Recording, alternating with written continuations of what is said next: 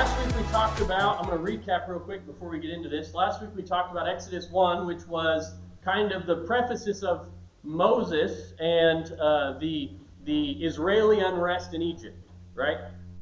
Beginning on this idea of a connection point.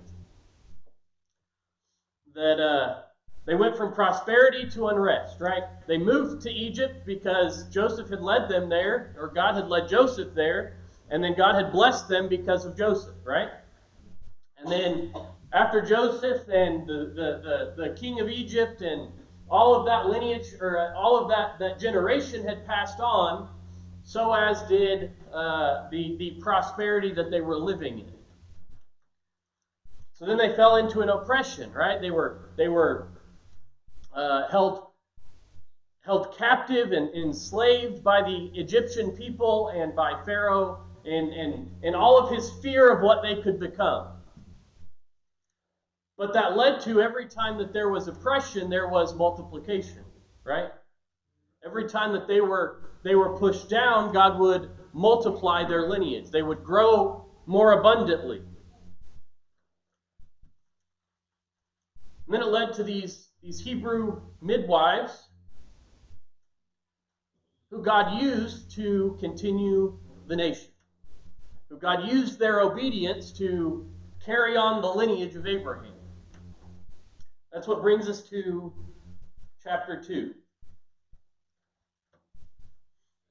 Chapter 2, starting in verse 1. And it says, "A man went from the house of Levi and took a daughter of Levi. A woman conceived and bore a son, and she saw him that he was beautiful, and she concealed him for 3 months. But when she could hide him no longer, she got a papyrus basket for him and coated it with tar and pitch. Then she placed the child in it and put it among the reeds along the bank of the Nile. Her sister stood at a distance to see what would happen to him. Then Pharaoh's daughter went down to the Nile to bathe, and her attendants were walking alongside the riverbank. She saw the basket among the reeds and sent her female slave to get it. She opened it and saw the baby. He was crying, and she felt sorry for him. 'This is one of the Hebrew babies,' she said.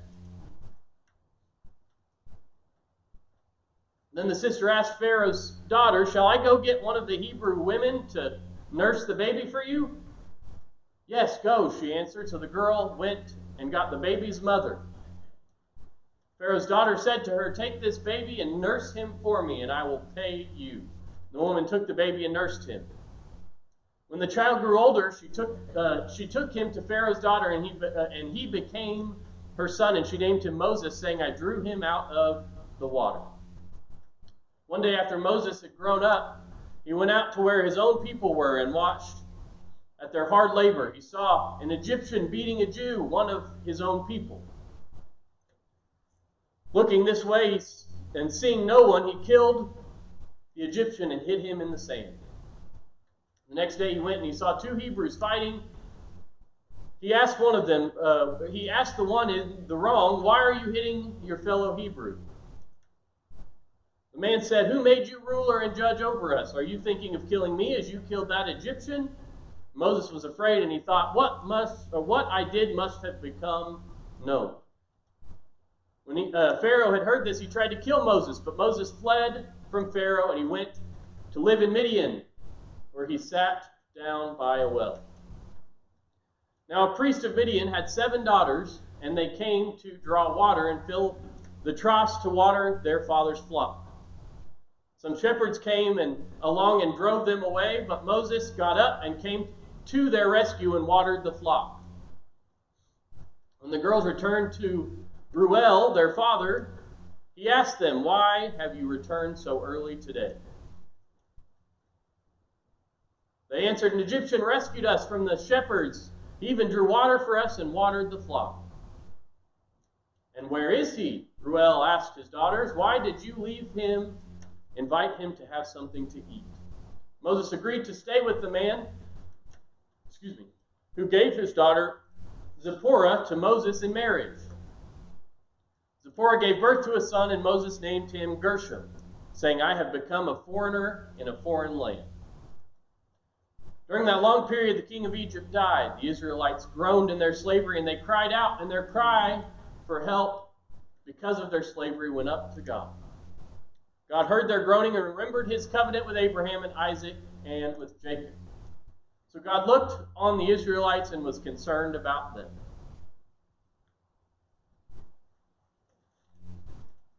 The first thing I want to point out, actually I'm going to ask a question first. I want you to tell me what you wanted to be when you grew up when you were a child. Anybody? What was your dream job or dream life? Kenny? Just like my father. Just like your father? Okay. A nurse? Good. A mother? Donna? I wanted to be a A pastor's pastor's wife. wife? Yeah. Yeah. Anybody else? A cowboy. I wanted to be in a quartet. In a quartet. Cool, yeah. Anybody else? I'd expect there's going to be like more astronauts and superheroes maybe. I don't know.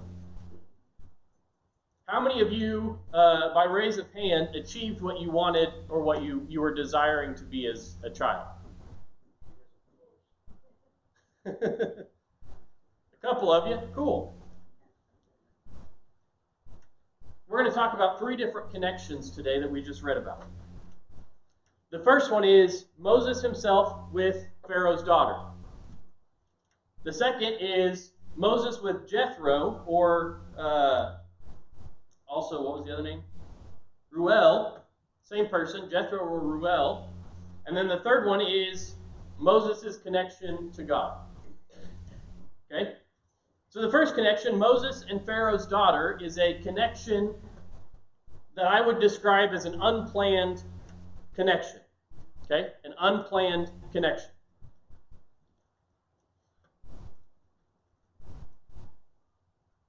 Sometimes in our life,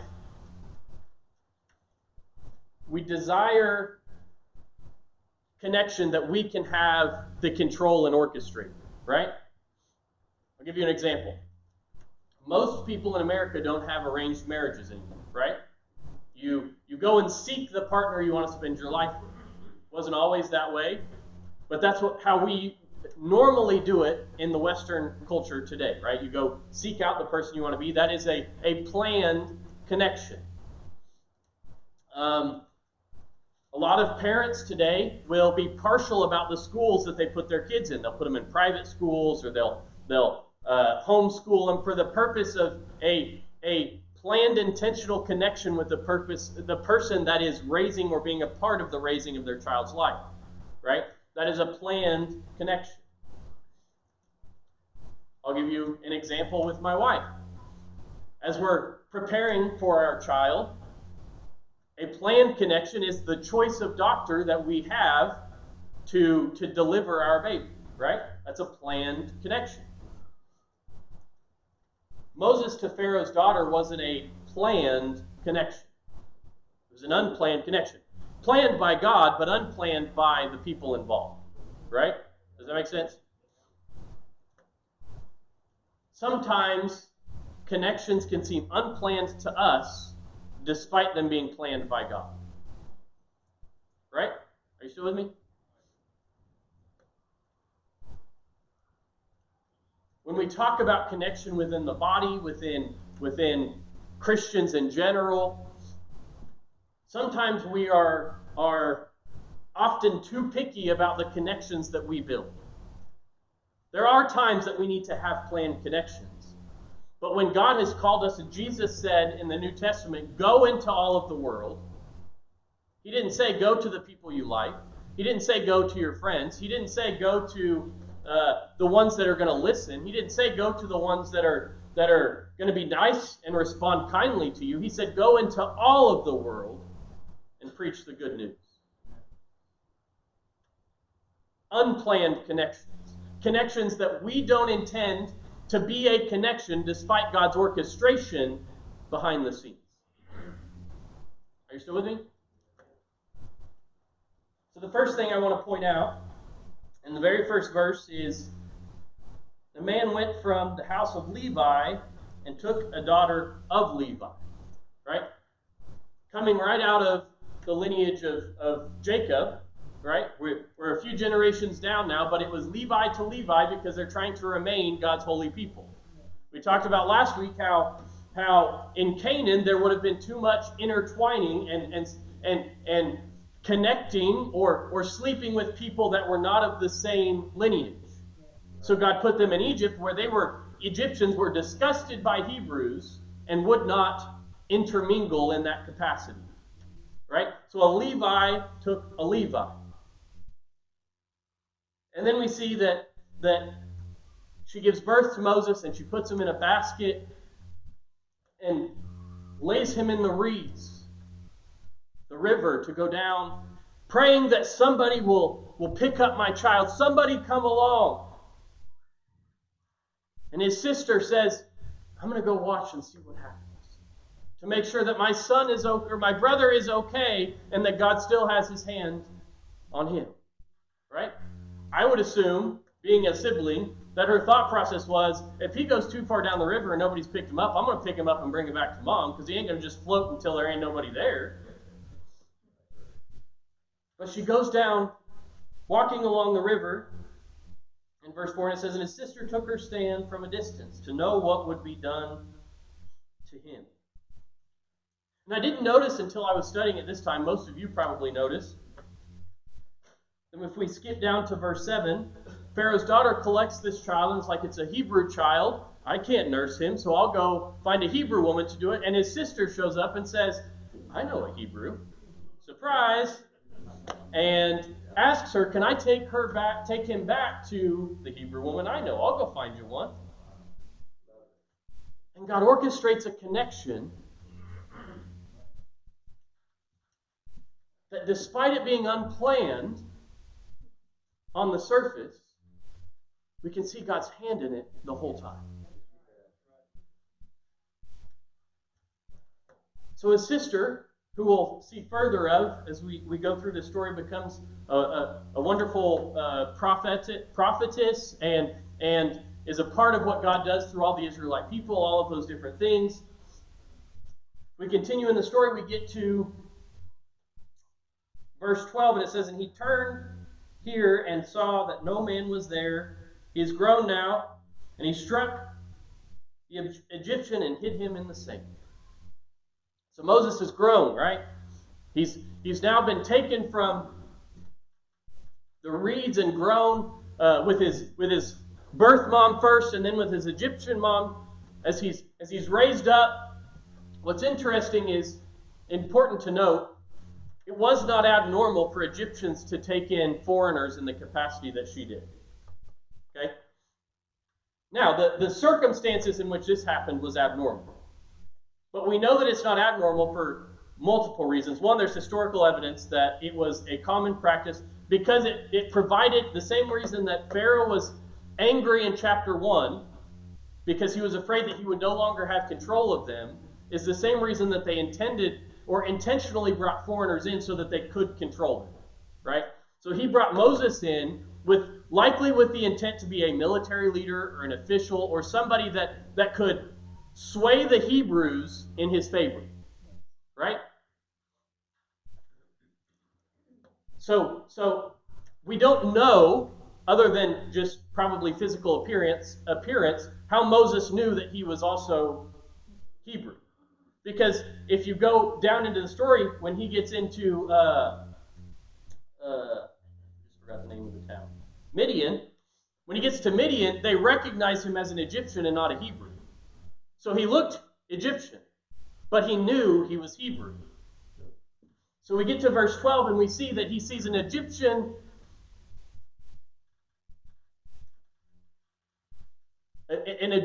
abusing this Hebrew, and he steps up to the plate as a brave Hebrew to assist him to prevent the abuse that he was receiving, right? Seems like a noble thing to do. He looks around to see if anybody's there, because, you know, when we do things wrong, that's usually what we do too, right? Yeah. Me either, don't worry. He looks to see that nobody is around, and then he strikes the Egyptian and he hides him in the sand. Not only to know that nobody saw the act itself, but now bury him so nobody knows after the fact what they have already done. Sounds like sin, right? Sounds like something that we all do on a regular basis. Then he comes back the next day and he sees two Hebrews arguing. And he's like, oh, I did it once. I'll go step in and be the hero again today. And he says, hey, what are you bickering about? And they said, who are you? Who made you judge over me? Sounds like Christians today, doesn't it? People say that to us all the time. Why are you guys so judgmental? Who are you to tell me how to live my life? Right? Why are you hitting your fellow Hebrew? And then he says, I find this point so interesting. You can see the character of Moses that you can follow through the story of Exodus and these two separate instances. You see Moses who an Egyptian is beating a Jew, and he steps up and he kills the Egyptian in brave, honorable toughness. I'm going to stand up for my Hebrew people and show them who I am and that I care about them. And then he finds out the next day, he sees two more and he's going to step up again. And then he finds out that they know. And then he runs because he's fearful. And you can see that through the course of Moses' life where he'll step up and do this brave act. And then he walks into uncertainty shortly after. Right? You can see it as he goes and confronts Moses. I'm getting a little bit ahead of us. He goes and confronts Moses and he's like, hey, God, how are they going to know that you're who you say you are? Well, tell them. Well, I don't know if they're going to believe. He said, well, then throw your staff down and it'll turn to a snake and pick it back up. He's like, oh, that's a cool trick. I'll do that one. So he does it, and it works. And then Pharaoh's like, okay, cool, I can do that too. And then he goes running back to God, and he's like, well, what do I do now? He was afraid of the snake in the first place. What is he supposed to do now? So you see this correlation through all of Moses' life, where he'll do this, he'll part the Red Sea, and then he'll turn around and see Pharaoh coming in, and he's scared. Right. Is that not us too?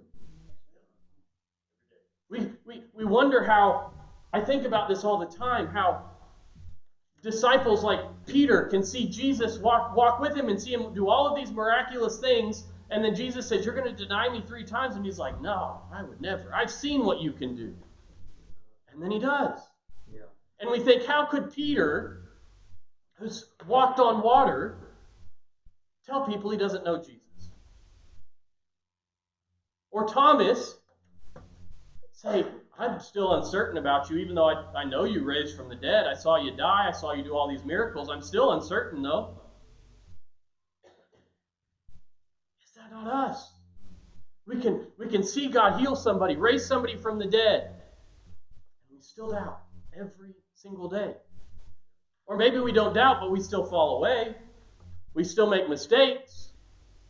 We still try to hide the things that we do wrong.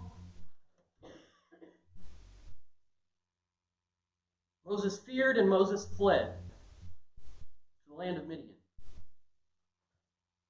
And then we see the same thing happen again. In verse 16, he says, and the 7 daughters were born to the priests of Midian. And they came and drew and filled troughs to water their father's flock, and the shepherds came and drove them away. And Moses rose up and saved them. There he is again, Mr. Brave Soldier. And I think that's a characteristic he probably learned from the Egyptians, because they were likely raising him to be somebody that would have authority, right? He understood that.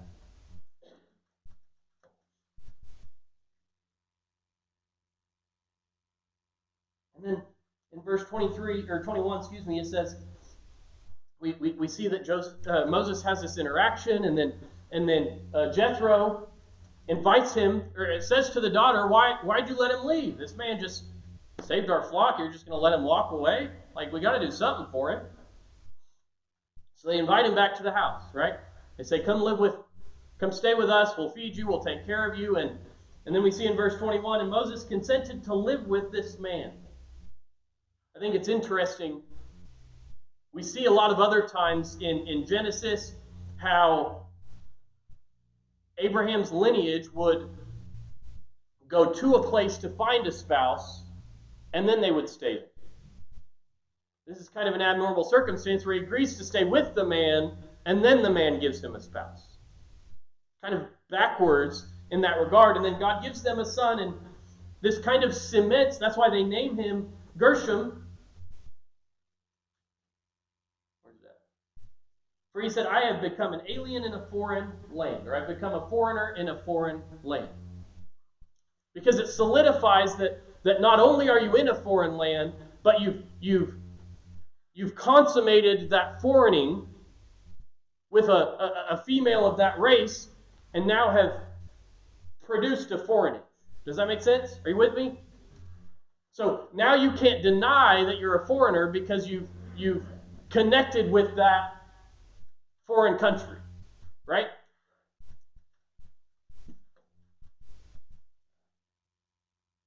We go down to verse 23. We see it happened during these many days that the king of Egypt died, and the sons of Israel groaned from their slavery, and they cried, and their cry went up to God from the slavery. And God heard their groaning and remembered his covenant with Abraham, with Isaac, and with Jacob. And God saw the sons of Israel, and God knew them. Or God was concerned about them. I love actually the way that the ESV version says it. It said, God saw the sons of Israel, and God knew. Stops it right there. And God knew.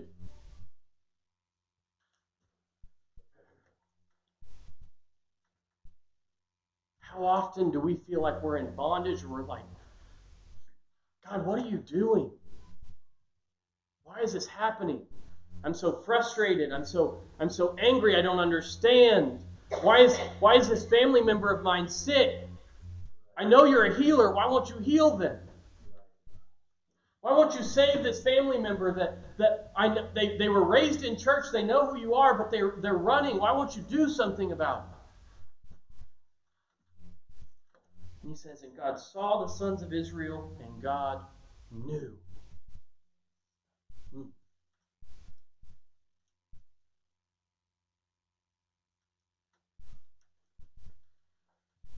God doesn't ever leave us or forsake us.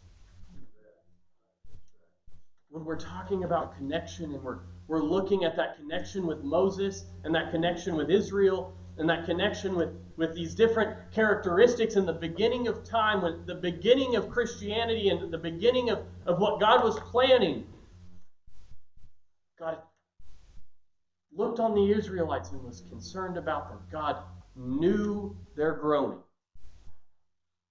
God cared about their groaning. If we want to know how to connect with people, doesn't mean you have all the answers. Doesn't mean that you've got it all figured out. Doesn't mean that you have to have it all together all the time. But they called out for help. And God was there, and God knew. So we see the first connection, Moses and Pharaoh's daughter, an unplanned connection. Then we see, I'm going to get through these other two real quick. Moses and Jethro.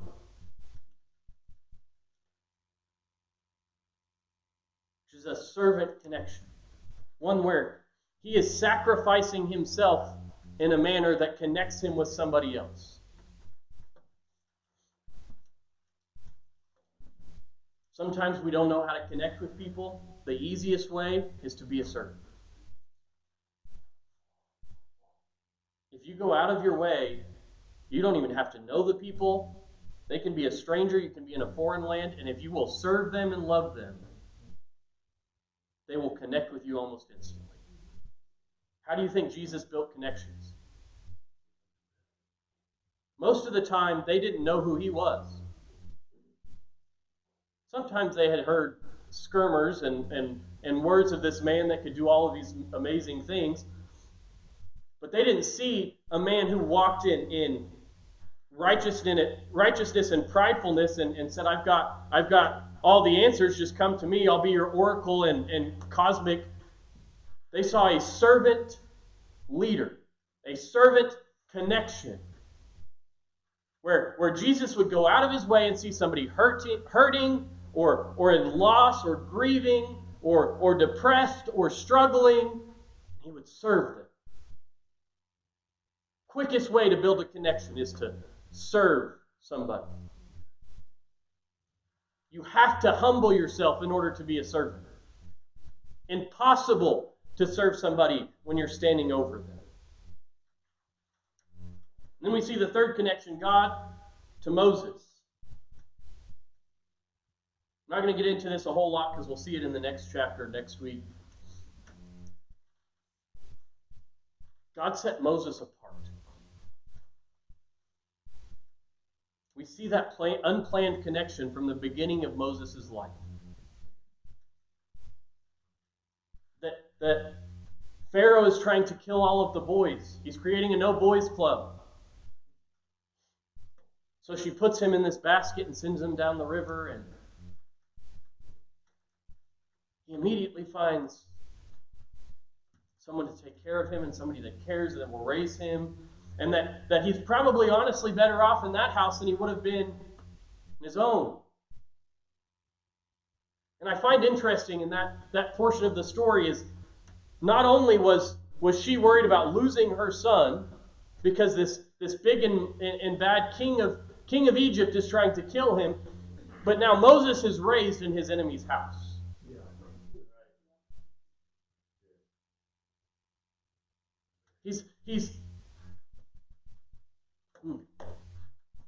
Jesus says that we get to eat at our enemy's table. In the presence of our enemies. Moses was brought up in his enemy's house. And God grew him and taught him and let him learn and become a better man in the house of his enemy. Because those qualities that maybe he obviously struggled with because he went and killed an Egyptian for hurting his own people, but God needed those qualities for the person that would lead Israel as a nation. So I say that to say that even in the presence of your enemies, people that you don't agree with, people that you don't like, people that frustrate you, people that you can't stand, God can use for your glory. But you got to get off of your prideful podium. You can't get in the way of what God wants to do. Because if he would have went into Pharaoh's house and said, this is the way it's going to be, Buck, he'd have been killed on the spot.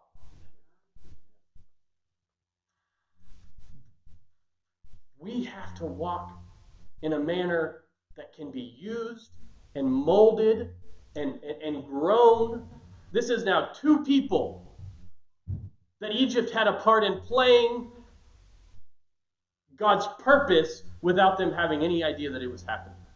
Twice in 400 years, Egypt thought, I got these Hebrews right where I want them. And those unplanned connections that God is orchestrating and aligning so that even when you don't feel like there is anything going on, you haven't heard from God in a while, you haven't seen God move in a while, God is in the background orchestrating a connection, maybe even at a seat at your enemy's table. The same mouth that was trying to kill him is now the mouth that is feeding him every single day. The mouth that the same guy that was trying to end his life is now the one that's providing his clothes, his education, his day-to-day needs, his friends.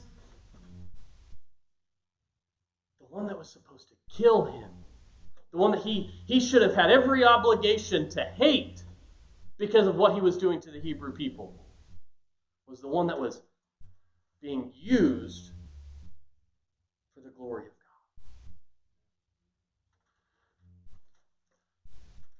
God. God saved Moses. God chose Moses. I'm going to get ahead a little bit. When God meets him at the bush, God went to Moses. Moses didn't go to God. Moses wasn't seeking a purpose. He was married, had lived in Midian for a while. Everything was going good. He had some kids, no problems. And God showed up to Moses and said, "You're the man I need."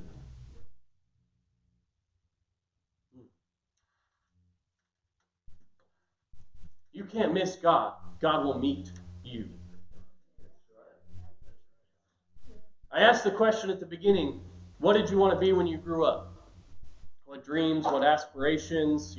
As we get older, some of those things kind of fade away, and we just take what life gives us, and we go through the motions sometimes. Maybe you still love your job. I'm not negating that. I'm not negating the life that you have, but maybe it wasn't the life that you planned. Maybe it wasn't. There's things that you wish you could have had at this point in your life that you aren't able to have. My point is, God will meet you where you are, even if you don't go to Him looking for it.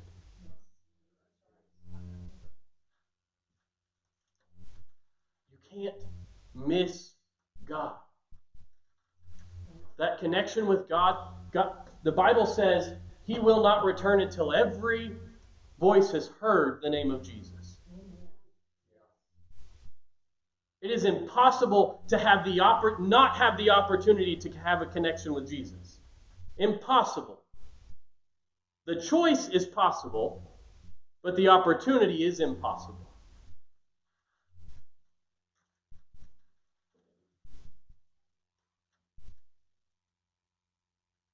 The two things I want you to remember as we go today are, number one, sometimes we don't feel like God is doing anything in our life right now. Sometimes we feel like maybe we've been going through the motions for a while. Sometimes maybe we don't understand what's happening, why it's happening, why we're lost or depressed or whatever it is in your life. God is always working behind the scenes. He's orchestrating connections. He's still moving the basket along the river. Even if you don't see the wind, the basket is still moving.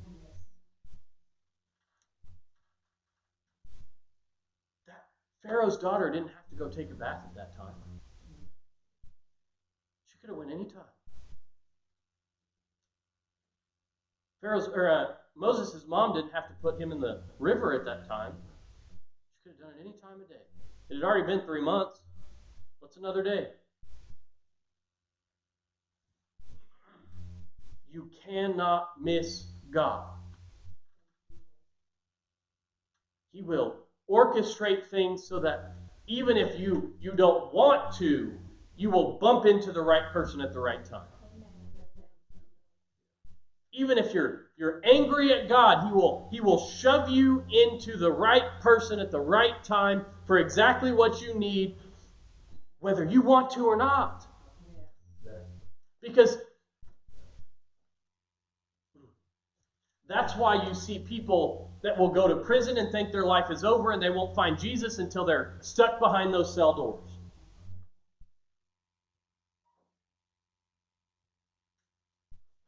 You'll see people that have to live their whole life with no leg, with paralysis, with a disease that they have been excommunicated from their culture, all for the purpose of God showing up right at the right time, right when they need Him to.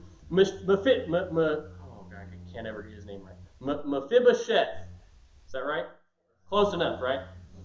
A man who was paralyzed from birth because his mother dropped him. All the while, God orchestrating him to sit at the table of the king. So even when you don't feel like God is doing anything, God will meet you and make you meet Him the time that you need Him. Verse 25. And God saw the sons of Israel, and God knew. Whether you want him to know or not, he knew.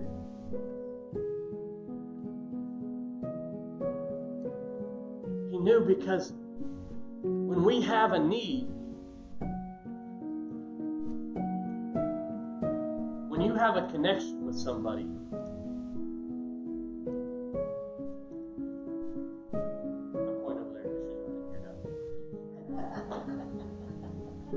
I've been married to my wife for 10 years. I know that's cakewalk for most of you. But in 10 years, if I'm having a bad day, she knows it before I ever tell her. My kids can tell that I'm off, even if I don't ever tell them. Because we have a connection that we know. Israel, even if they had lived in slavery, even as we walk through Exodus and we see that they turn their back all the time, they are a people chosen to have a connection with God, whether they like it or not. So when they're groaning, when they're hurting, when they're in pain, when they're running from God, God always knows.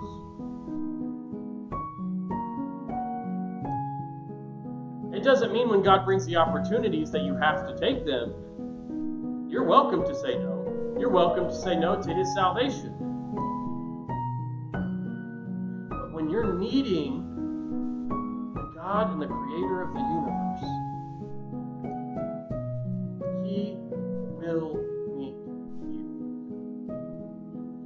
He will show up in the bush.